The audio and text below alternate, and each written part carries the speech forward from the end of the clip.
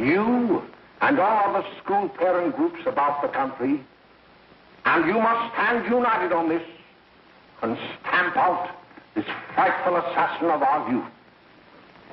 You can do it by bringing about compulsory education on the subject of narcotics in general, but dread marijuana in particular.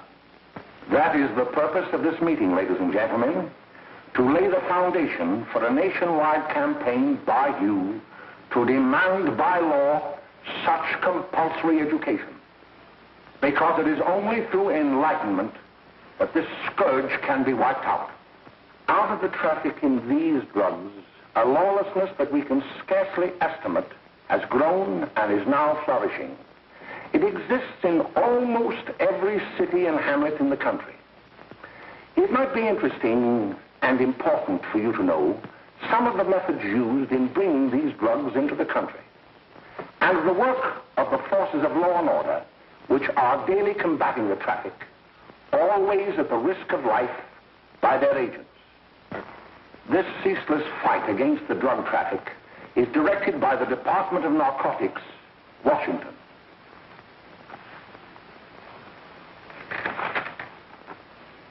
I've received a letter of vital importance from a member of the Narcotics Bureau. I'm going to read this letter to you. My dear Dr. Carroll, the suppression of the use of marijuana and of the forces lurking behind it are the most important jobs this department is now engaged in. At the outset of this letter, there is one vital fact I would like to submit. There is a powerful agency. I speak of the school parent associations of this country, which can be invaluable in stamping out this scourge. Their help, their eternal vigilance, could be the deciding factor in our fight against it. The weed marijuana is grown in every state in the Union. Recently, in the city of Brooklyn, New York, a field of marijuana was found behind a tenement court. The weed was here being cultivated, regularly stripped and dried and sold in schools and at government army posts in and around New York. The dried leaves and berries are ground up and made into cigarettes by a simple hand machine. The deadly narcotic is thus quickly and easily prepared for its market. The sale of marijuana is even more difficult to detect and halt than the traffic in drugs such as opium, morphine, and heroin. They are hidden in fake jewelry cases, in the heels of shoes, women's shoes especially, because the drugs can be secreted in false heels. Hollowed shaving brushes are another medium. Books with false centers are often used. Watch cases are convenient hiding places. The value of drugs thus seized is enormous. Recently, a huge supply of heroin was taken. It was concealed in an apparently harmless shipment of 35 barrels of olive oil. The deadly drug was burned in the incinerator of the Bureau of Engraving and Printing. And more vicious, more deadly, even than these soul-destroying drugs, is the menace of marijuana. No doubt many of you do not believe that these things do happen, but they cannot happen to you. You may also believe that the facts have been exaggerated. Let me tell you of something that happened right here in our own city. You probably read about it in the papers. However, I'll give you the real facts behind the case. There was an apartment near one of our high schools. It was run by a woman known as McCollum.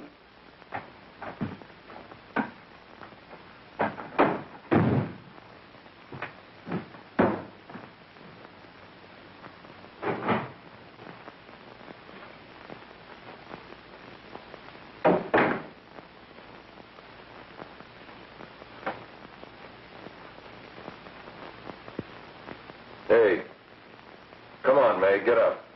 What time is it? Time to get up and give this place a going over. Looks like the Marines had landed. Oh, that bunch last night was high enough to take over the Marines and the Navy. You better get on the job. Some of the kids may be up this afternoon. Oh, Jack, we can get along without dragging those young kids up here. Oh, why don't you button up your lip? You're always squawking about something. You got more static than the radio.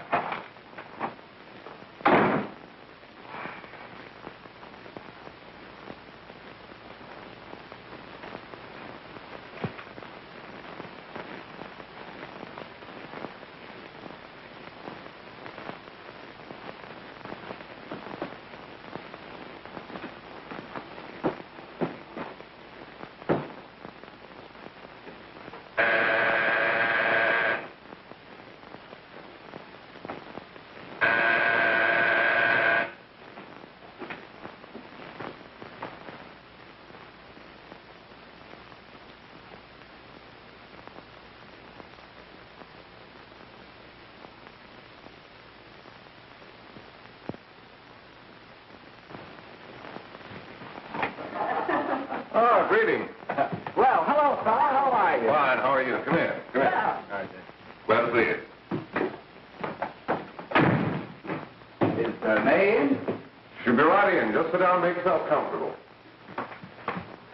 Hey, what kind of a joint is this, Eddie? Oh, it's all right, Gwen. See, they probably had a party last night. Oh. A couple of your customers, May. Yeah? Well, they're old enough to know what they're doing. Not like those young kids you bring up here. All right, all right. Listen, I'm going to blow. Where are you going? I got to make some deliveries, and I'll probably drop by Joe's place and bring back a couple of the kids. Oh, I wish you'd lay off those kids. Oh, why don't you get over that mother complex?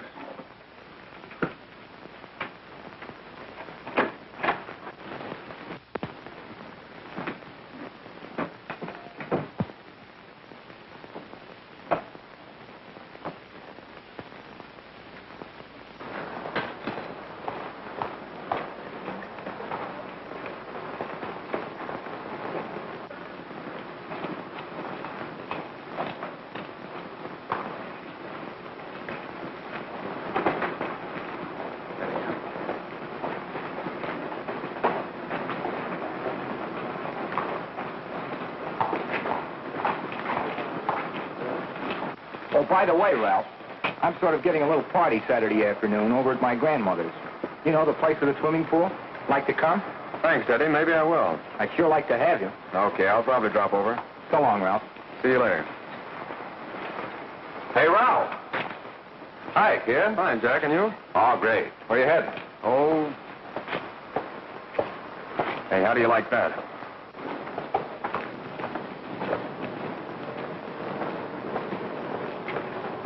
That's the one I was telling you about. Very nice. I don't know why you want to make such a fuss over that Ralph Wally. Oh, he's a swell swimmer. He made the freshman team that year he went to college. Yeah, and that lets him out. My dad knows his family. None of them are any good. Father and mother just got a divorce from Paris. Yeah? You know, Ralph runs around pretty much on his own. He's been in a couple of jams. Well, I only kind of say hello to him. I don't go around with him. Well, you better not. He's a little too old for it. That's what my dad said. Hello, Mary. How are you, Bill? How are you, Ralph? Oh, hello, Ralph. You know our brother Jimmy, don't you? How are you? Well, I'd like you to meet a friend of mine, Jack Perry. Mary, Bill. How do you do? Glad to know you. We're going over to Joe's place. Why don't you come along? we have a date to play, a set of doubles. Oh, you can play anytime. Come on, we'll have some laughs. Oh, we can today, Ralph. Some other time. Can I go along with you? Sure. Hey, I'll see you at dinner, sis. Don't be late, Jimmy.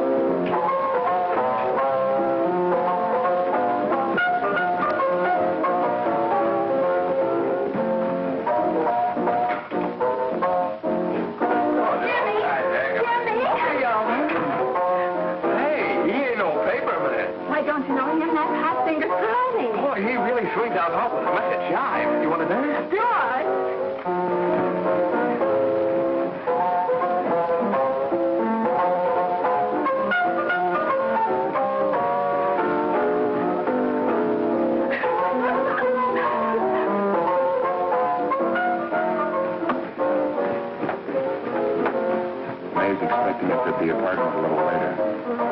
Any new prospects? Maybe.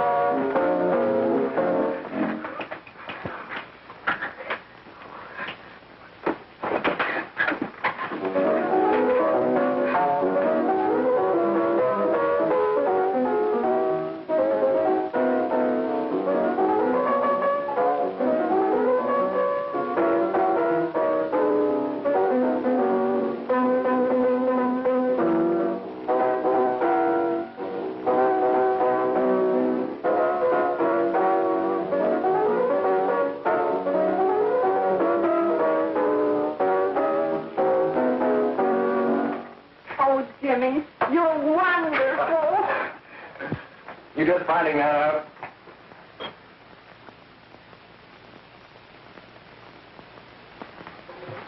Why can't we go now?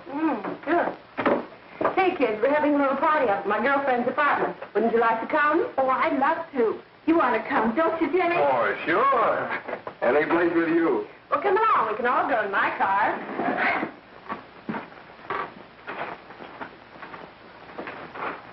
See you later, Joe. Come.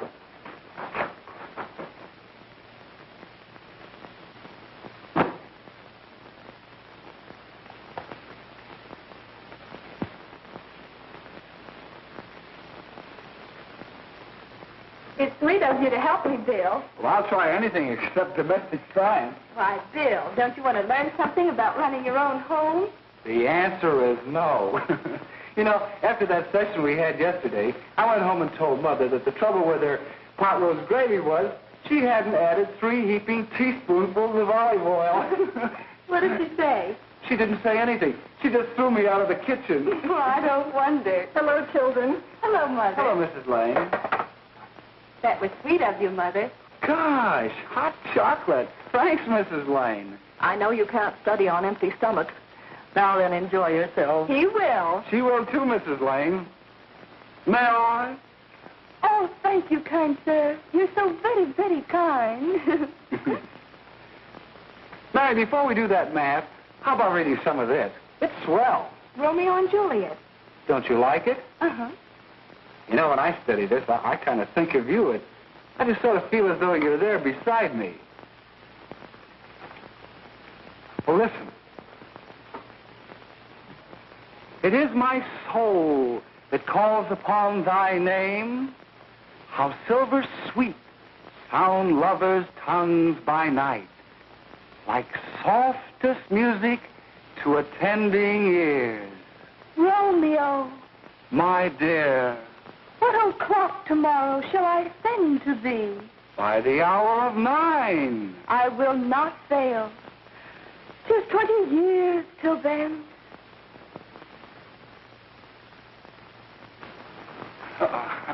Well, I'll see you tonight, Mary. Bye, Mrs. Lane. Goodbye. Goodbye, Bill. So long. Gotcha.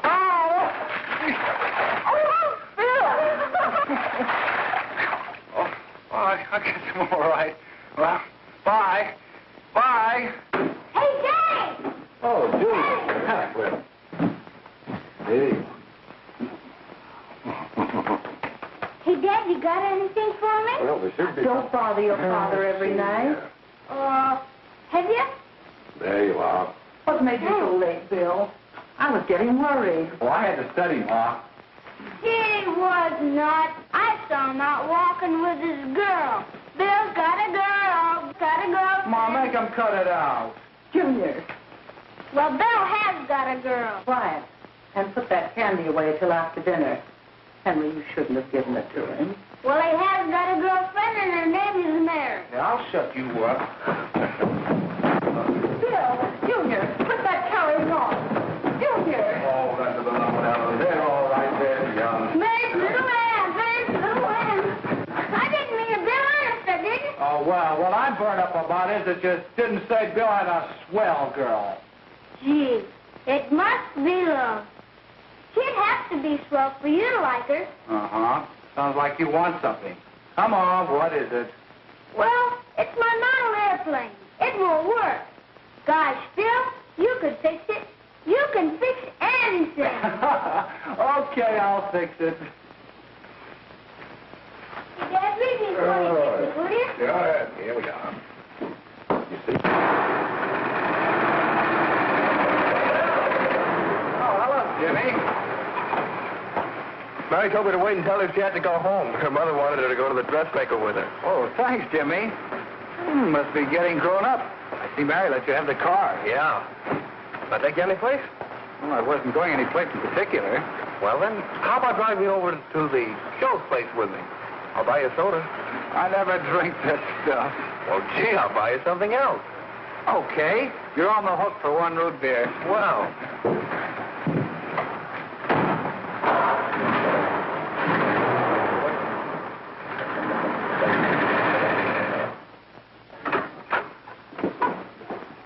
Hi, Bill. Hi, Jimmy. Hey, Jimmy. Hello, Jimmy. Hello, Bill. Come on, slide in. Hello, Blanche. Hello, Ralph. How are you? Hello, Ralph. How have you been, Ralph? Hello, John. 2 sodas. No, I mean 1 soda and 1 root beer. How's May? Oh, she's fine. We're going up to her apartment a little later. Couldn't Bill come along? Mm-hmm. Well, don't Come on along. Bill, you'll get a kick out of it. Thanks just the same. Oh, come on, Bill. Mary won't be jealous. Why, sure. None of the kids will be there. It's Gene. Well, I don't know. I really shouldn't. Well, okay.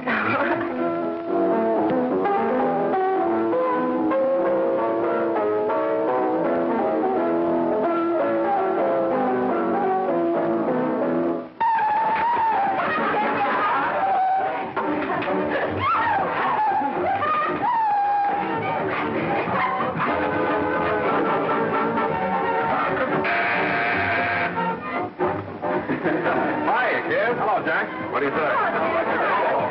Yeah, come on in.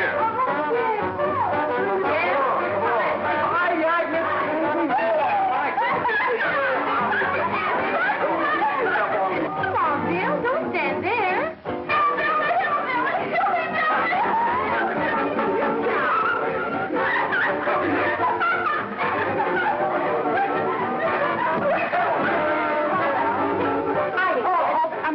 This is Bill Harper. He's okay. Hello. Well, if you say so, it's all right with me. I'll be back in a minute. Hiya, kids. How you doing?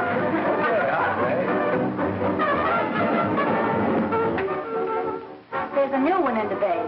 Yeah, Bill Harper. He's all right. Blanche's got herself quite a yen for her. Not bad. I didn't think she had that much taste. She knows what she's doing. She's got Ralph nuts about her, and now she's got her hooked up with this new kid. Say, we haven't many more smoke. You better run over and get some. Why couldn't you find that out when I was here this morning? Now I've got my car in the shop. Well, what of it? That kid out there, Jimmy. He's got a car. He'll take you. Come on, get going. Hurry up.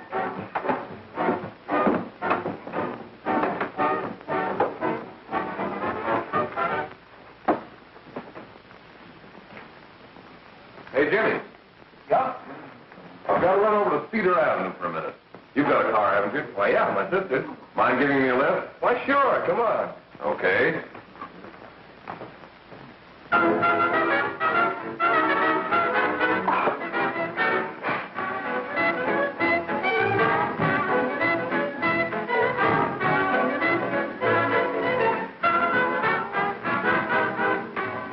No, thank you. Well, here we are. Oh, thanks. Oh, May, don't forget me. I never forget you.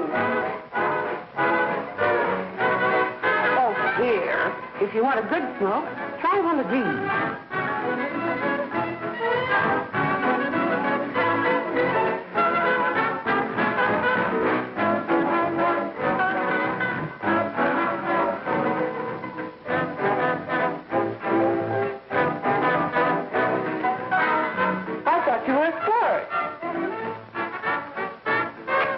If you're afraid.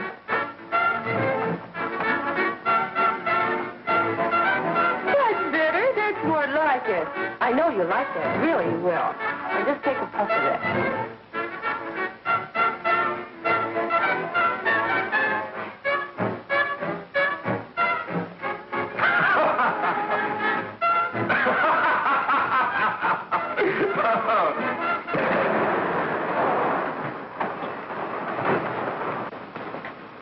Just be a minute, kid. Hey, Jack, give me a cigarette before you go, will you?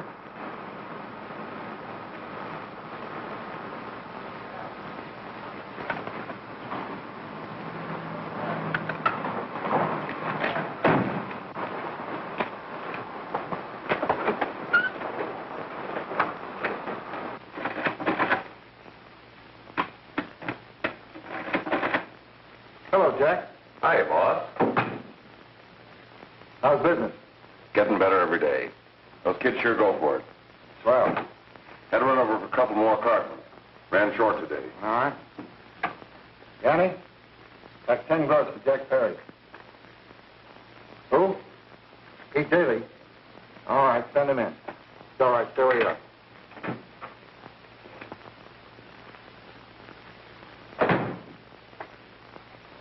I want to talk to you. All right, go ahead. Jack's okay. What's the beef? Listen, you never heard no beef when I had to sell that rotten gin. You're after the dough, aren't you? Yeah, but I don't need dough that bad. Taking two-bit pieces from kids. There are millions of two-bit pieces just begging to be taken. Don't be a dope. I'm just dope enough to draw the line selling hop to kids. All right, Pete. You know what my policy has always been. If the boys are not satisfied, I'm always glad to have them retire. Retire permanently. So long.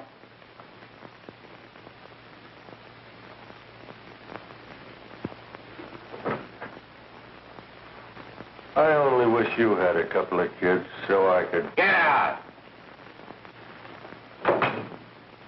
All right, Jack, pick up your stuff from Danny. It'll be ready by now. Okay, well.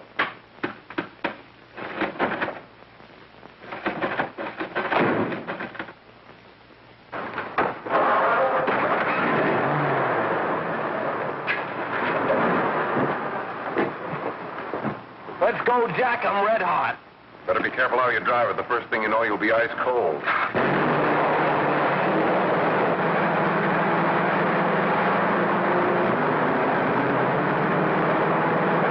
Take it easy, kid. Go around, you'll kill somebody.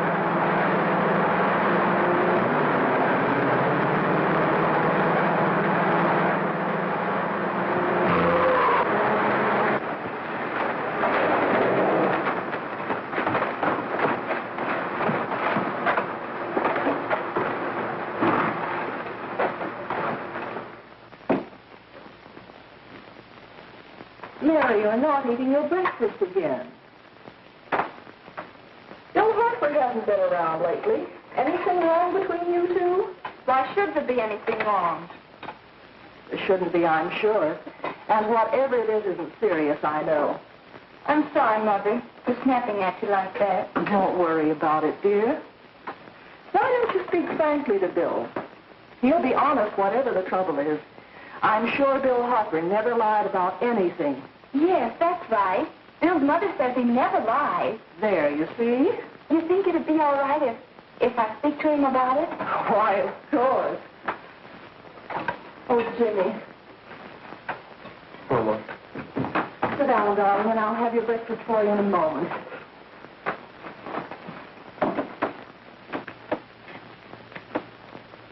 Jimmy, what have I got to worry about? why don't you tell me?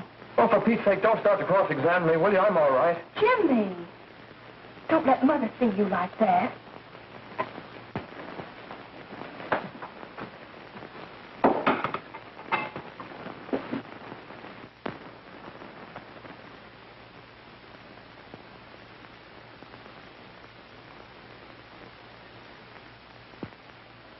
There is no doubt that there is an organized gang distributing the narcotic to students, not only in my school, but all over the city. You government men have got to find some way to put an end to it. Of course, I agree with you, Dr. Carroll. But do you realize that marijuana is not like other forms of dope? You see, it grows wild in almost every state in the Union. Therefore, there is practically no interstate commerce in the drug. As a result, the government's hands are tied. And frankly, the only sure cure is a widespread campaign in education. Oh, it's all right to talk about education, Mr. Wyatt. But we educators can't do anything until the public is sufficiently aroused. Let me show you something. In 1930, the records on marijuana in the Washington office of the Narcotics Division scarcely filled a small folder like this. Today, they fill cabinets.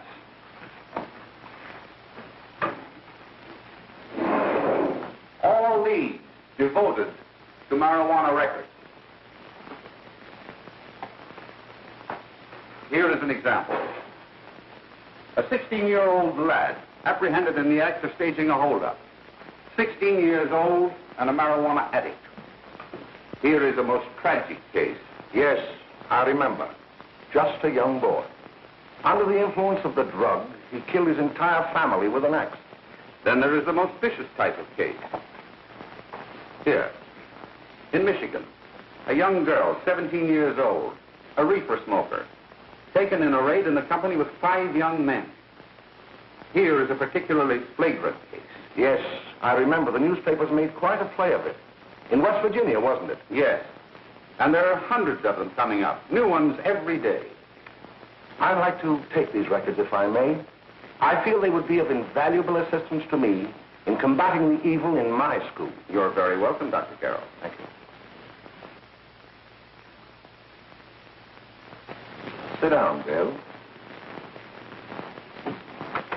There seems to be something wrong. What is it? You were always a fine student. You always had excellent grades. Well, I guess the work is getting a little harder, Dr. Carroll. No, it isn't that. Bill, I'd like to help you. But of course I can't unless you let me. You're undermining your health. Well, there's nothing, Dr. Carroll. Really, there isn't. I'll study harder, honest. Honest? If you were being honest with me and honest with yourself, I'm afraid you'd tell me an entirely different story. Bill, I'm going to ask you a straightforward question. And I'd like to have a straightforward answer. Yes, sir. Isn't it true that you have, perhaps unwillingly, acquired a certain harmful habit through association with certain undesirable people? Well? Oh, no, sir, I haven't, Dr. Carroll. Well, that is, you see, I'm worried about something at home. All right, my boy. We'll just have to let it go at that. But remember, if you ever want to confide in me, no one will ever be the wiser. Well, thank you, Dr. Carroll.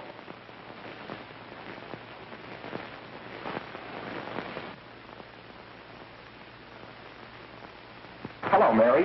You want to play a set? Thanks, Teddy, but I'm waiting for someone. Well, if you're waiting for Bill, he hasn't been here for weeks.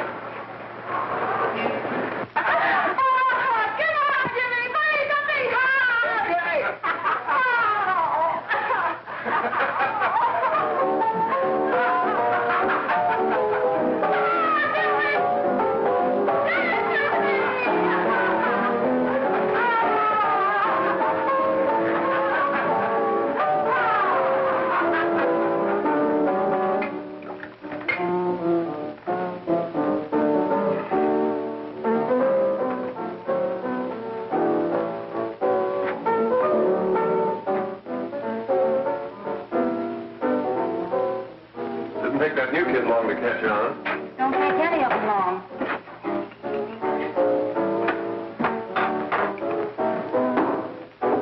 Say, don't you ever get fed? You're feeding me, can't you see?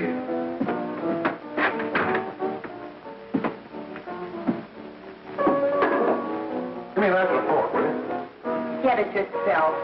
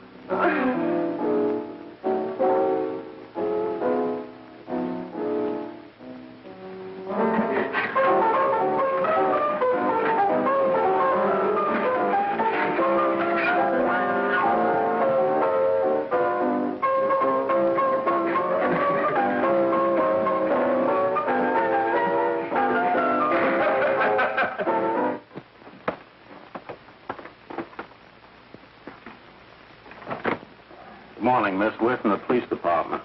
Good morning. We're tracing a hit-and-run driver. Someone caught the license number at the place of the accident but didn't get it quite right. So we're checking all numbers like it, and yours was one of them. Well, I'll try to help you. You remember what you did on the 29th of last month? Oh, that was the day before Mother's birthday. Oh, yes, I remember that because I left school and went directly to the dressmaker's with Mother. I was there all afternoon. Did you happen to loan your car to a couple of men? No, I had the car all afternoon myself. Well, thanks, miss. Sorry to have troubled you.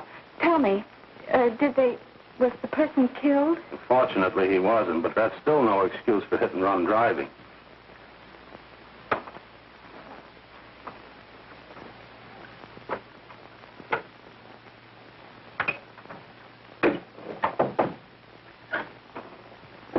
Has Jimmy Lane been here today? He was in. He went over to May's place. You know where that is. Well, he was going to wait for me here, so he didn't give me May's address. Are you sure Jimmy didn't leave any message for me? Mary? No, he didn't. But I guess you're okay. I'll write it down for you.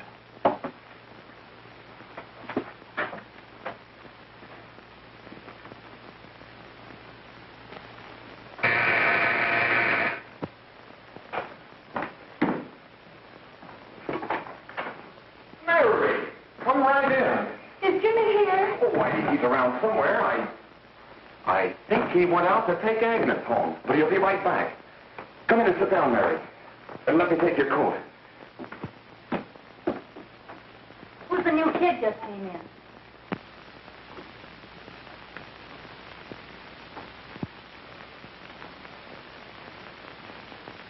Oh, it's that gal that Ralph's gone overboard for. It's funny, we've never been able to get her up here before.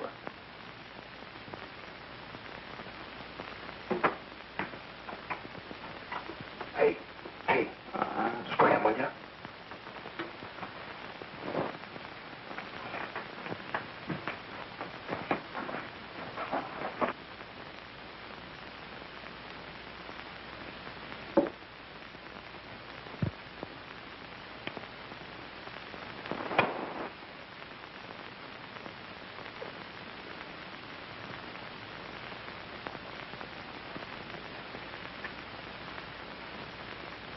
Smoke, Mary?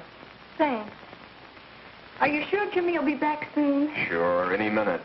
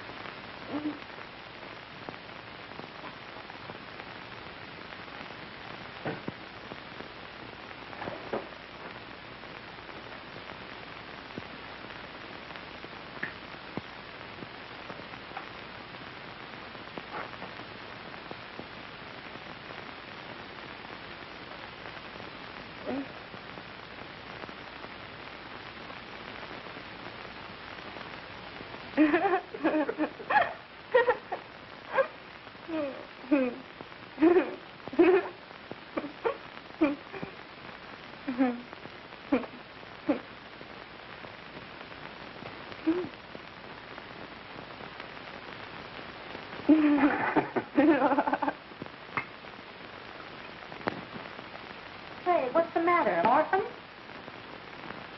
Where do you put it? You got a hollow leg? Thank you.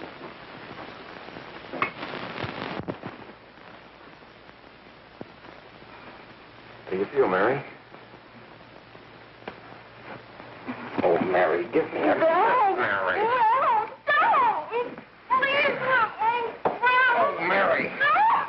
Leave me alone. Leave me alone. Go away. Mary, get rid of me.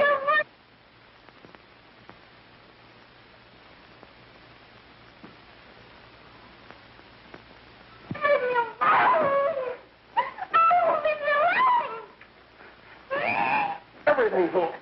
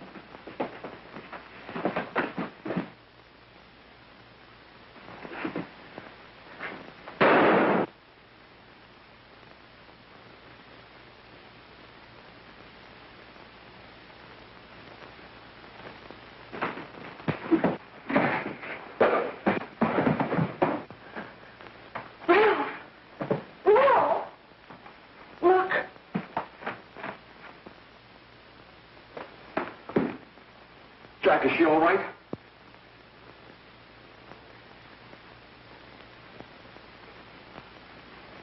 She's dead. May, get me some water.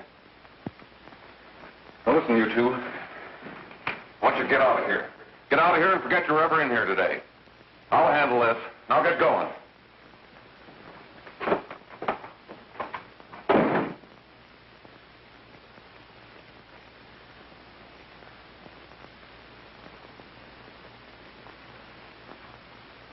Give it to me.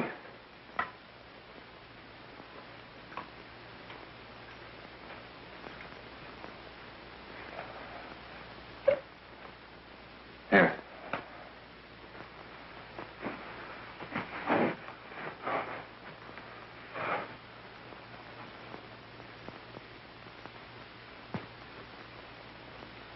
Harry.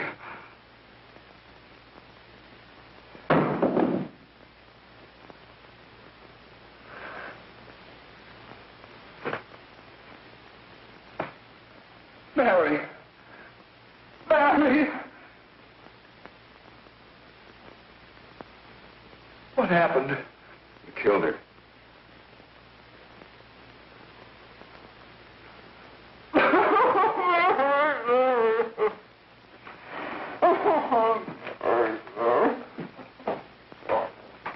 Look. After I scram, you call the cops. And this is your story. Remember it. These two kids came up here for a couple of beers. You're out in the kitchen, you heard the shot. When you got in here, that's what you found. Just stick to that story. Mary. Mary, speak to me. Mary.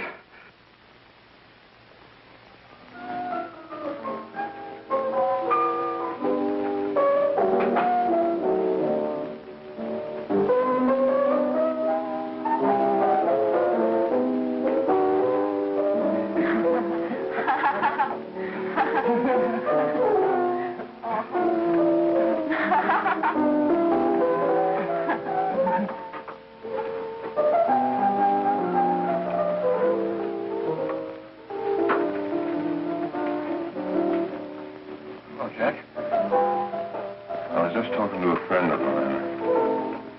A cop. Sergeant on the homicide squad. The guy you hit that day died. Died? You didn't... No. I didn't crack. I'm not going to. Nobody will ever know you were driving that car. Well, thanks, Jack. Just as long as you keep your mouth shut that you were ever up in May's apartment. Why, sure, Jack, sure. Okay.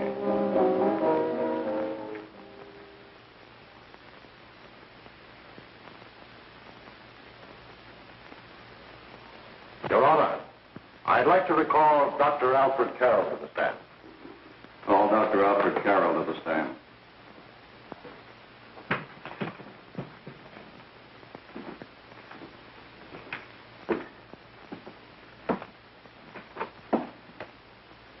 Dr. Carroll, as principal of the Lakeside High School, did you, during the last 3 months, notice any changes in the demeanor and attitude of your student, William Hopper? Yes, in a number of things. For example, at times disassociation of ideas. In another instance, I happened to attend the recent interscholastic tennis matches. And while Bill Hopper had been considered an exceedingly good player, I saw him miss the ball by as much as 3 or 4 feet.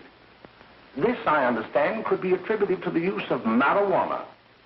It causes errors in time and space. Objection, Your Honor. The witness isn't qualified to express opinions upon the effect of narcotics. Sustained. Dr. Carroll has been called merely as a character witness. Well, then, although you didn't know to your own knowledge that the defendant was using marijuana, did you notice any changes that would lead you to believe, as an educator, that he was under some severe mental strain, which might possibly have been induced by some drug?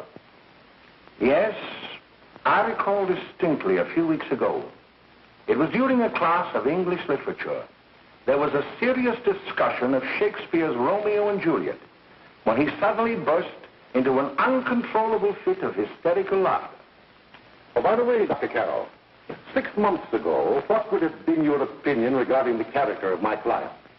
He was a fine, upstanding American boy, a good scholar, a good athlete, and representative of the caliber of young men we are proud to graduate from our school.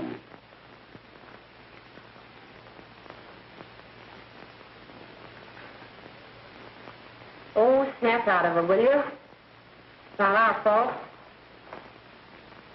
Why'd I ever bring him up there anyway? He's just a kid. I can't hang him. Shut up, shut up! Why don't you let yourself go? Talk.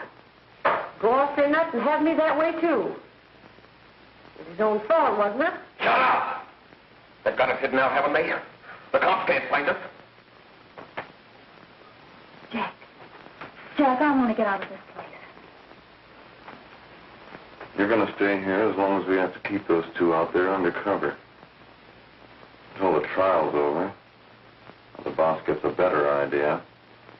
But they're getting on my nerves. It can't last much longer. I'm not worried about her. We got to keep him gagged. Oh, he's about ready to crack. All you got to do is keep him from having too many reefers. Any day now, that punk will get hot. He'll probably spill and tell all he knows if he gets the chance.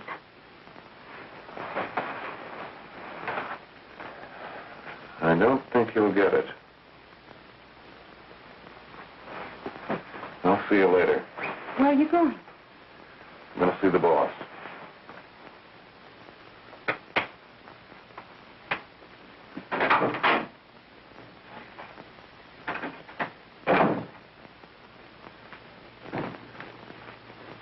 Hello, Jack. Hello, boss.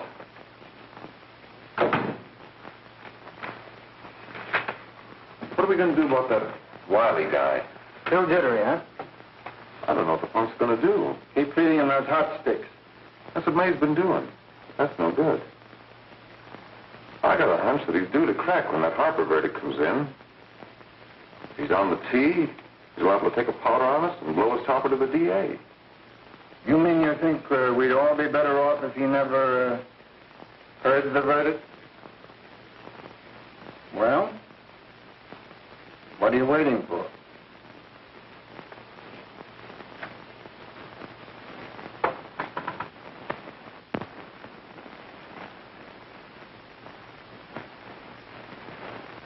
You, ladies and gentlemen of the jury, have a duty to perform.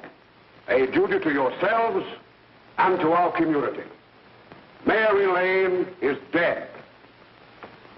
The evidence you've heard at this trial could not have failed to convince you of the guilt of the defendant. By his own admission, he pressed the trigger of the weapon that sent lovely and innocent Mary Lane to a tragic and untimely death. We are not so much concerned about the motives behind the deed as to the deed itself.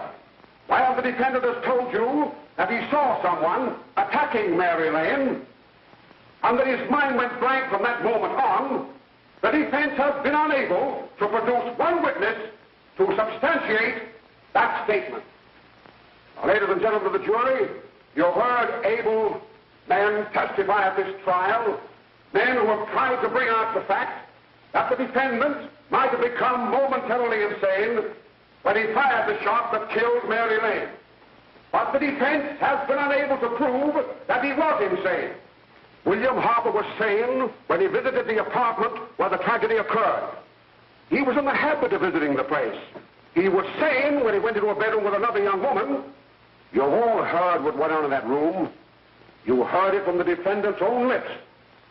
Involved as he was in a tawdry love affair, Mary Lane was in the way. She had found him out. In a moment of anger, he deliberately and willfully killed her.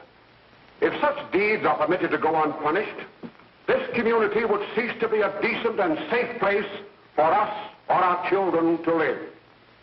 I do not believe I have to plead or even demand that you bring in a verdict to punish the defendant for the crime that he has committed against society. You are upright citizens. That is why you were chosen to judge another. And as honest, upright citizens, there is only one verdict which you can find, and that is a verdict of guilty. And this court will be adjourned until the jury's verdict is reached.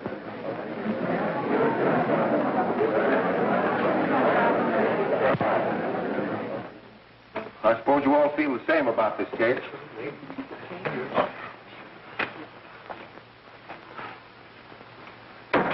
But he might have been insane when he did it. No, he wasn't. He knew what he was doing.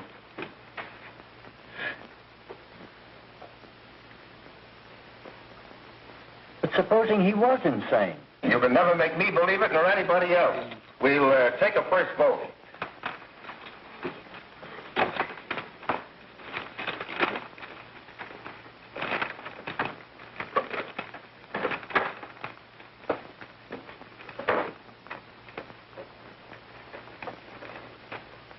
For conviction, 1 for acquittal.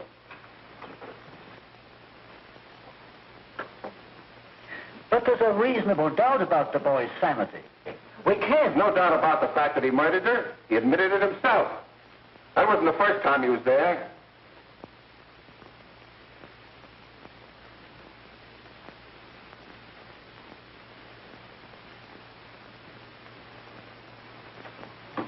We gotta make an example before boys like that contaminate all of our children. We can't have every murderer hiding behind the gag that he's insane. Sure, they see red before they kill somebody. But whose fault is it?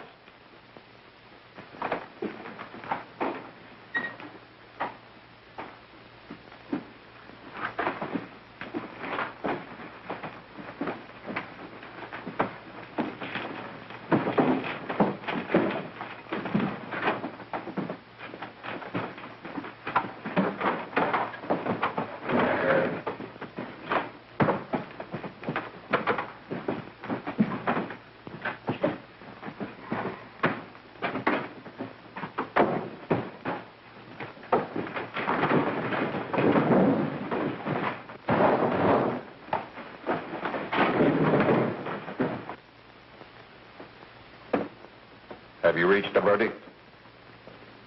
We have. The defendant will rise. What is your verdict? We find the defendant guilty, discharged.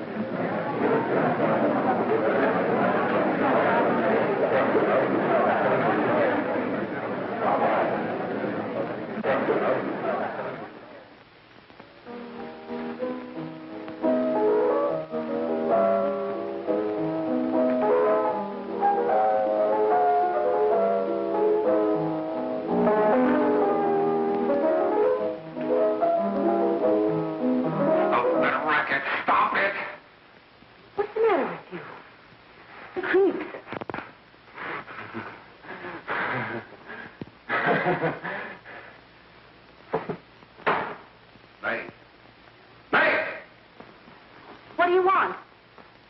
Bring me some reefers.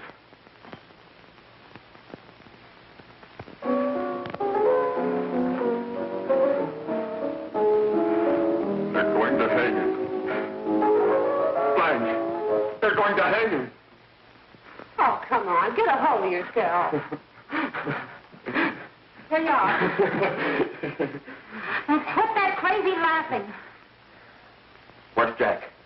I want to get out of here. They'll pick you up and hang you if you don't pipe down. I want to see Jack. Jack. I want to see Jack. Jack. You better quiet him. I can't do anything with him.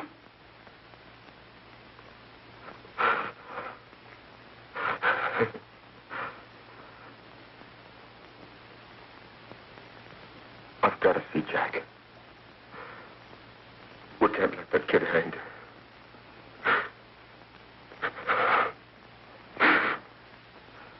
He'll be here. Don't worry. He'll be here in a little while. I've got to see him. You've got to see him.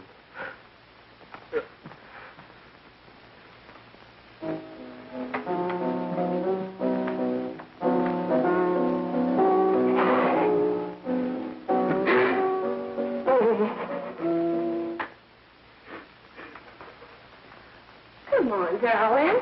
Everything will be over soon. You want me to play something for you? Yeah, that's it. Play something. All right. Come on. Sit down.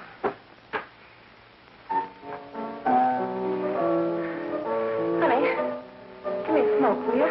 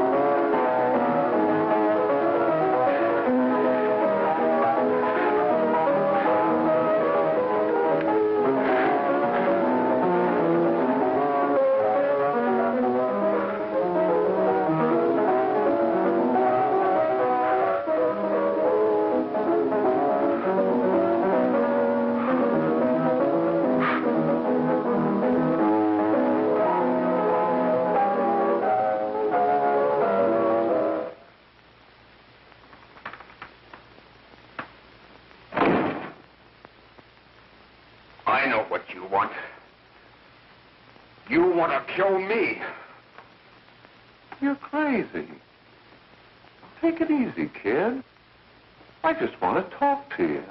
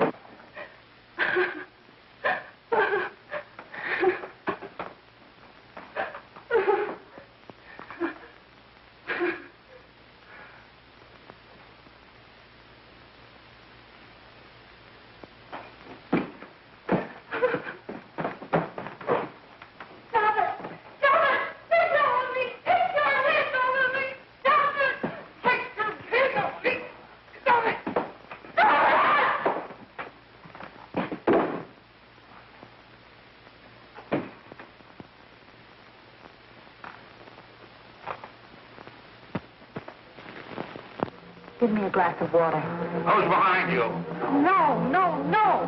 You'll hang if you don't talk. No. Who hired you and Jack? Hurry. Are you ready to tell what you know? Jack.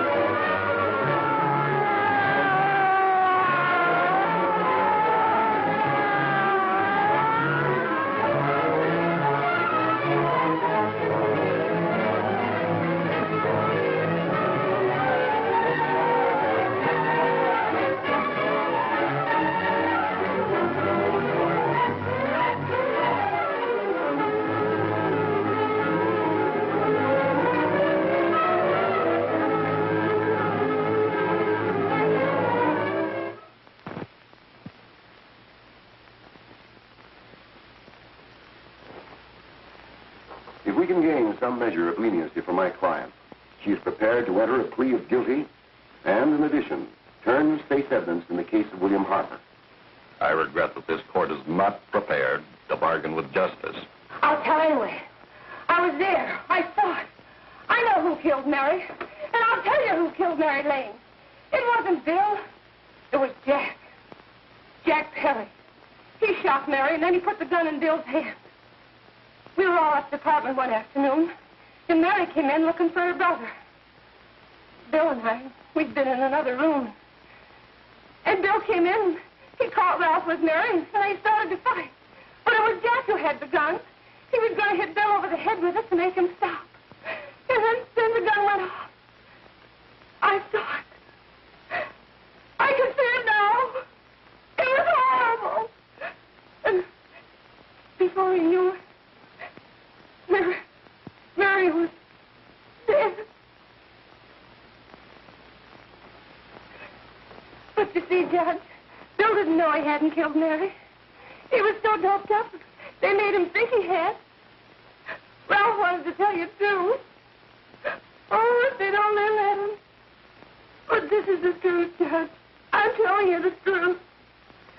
After Jack saw the squirrel was dead, he put the gun in Bill's hand. It was Jack's fault. And it was my fault, too. I got all of them to come up to the apartment. I'm just as much to blame. I am. Do I understand you wish to plead guilty to a charge of fostering moral delinquency in the case of William Harper? Yes, I'm guilty. I am. Prepare a statement for signature, and also an order setting aside the jury's verdict in the case of the people versus William Harper. In the interests of justice, I shall direct a verdict of not guilty.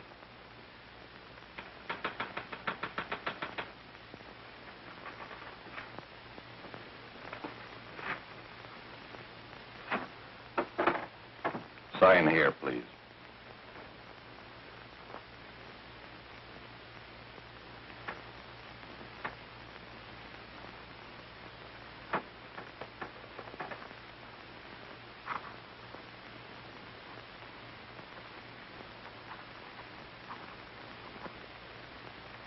You shall be brought into court on Thursday, the 17th, when sentence will be pronounced.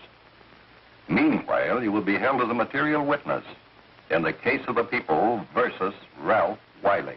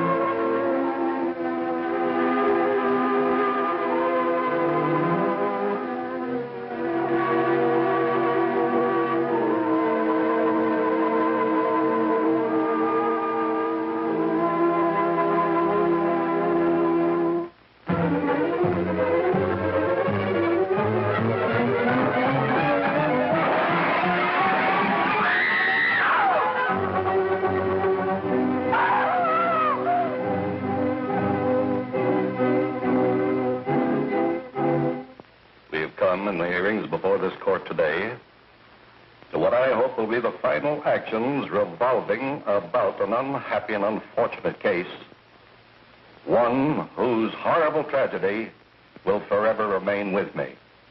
I am happy to have been enabled, before it was too late, to order the verdict of the jury in the case of the people versus William Harper to be set aside.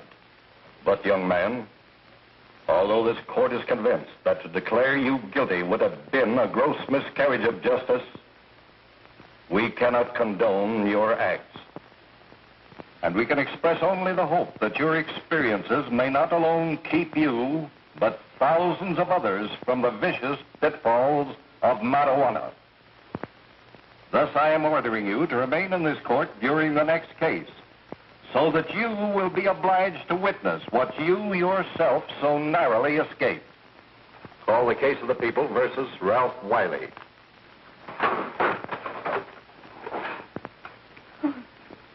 Bill. Bill.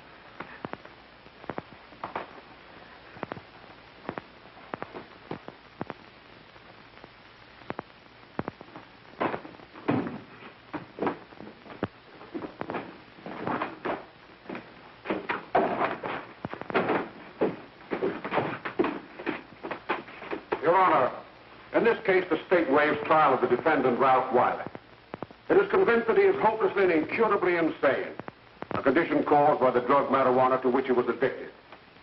It is recommended, Your Honor, that the defendant be placed in an institution for the criminally insane for the rest of his natural life. Defendant counsel joins the state in this request. Since counsel for the defense, as well as counsel for the state, seem to agree on this, I see no reason why the request should not be granted. Yes, that happened right here, to your neighbors. It is not too much to say that in your hands lies the possibility of averting other tragedies like it. We must work untiringly so that our children are obliged to learn the truth, because it is only through knowledge that we can safely protect them. Failing this, the next tragedy may be that of your daughter, or your son, or yours, or yours, or yours.